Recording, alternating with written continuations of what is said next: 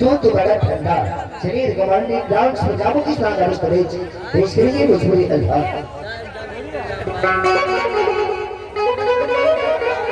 शरीर आवेश की शानदार स्टेज पेश करेंगे खामोश नजारा का बंजर संगीत पहाड़ से पहाड़ पंजाबों के साथ भोजपुरी गीतों से लिया गया स्टेज वही अल्फाज होगा जो आपके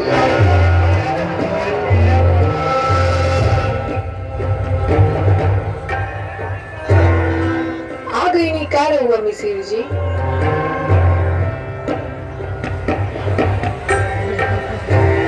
कितना प्यार करे नहीं से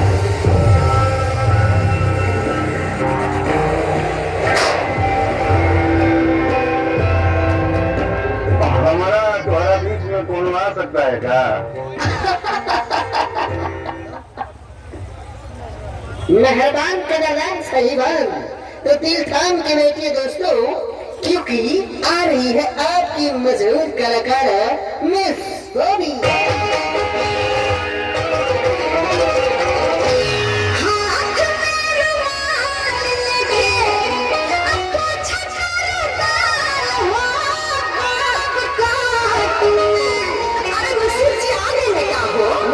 मिसिर जी तो मोर गिले उनके लड़का हुए हाँ आज इनको भी चाप के मुँह आ गए।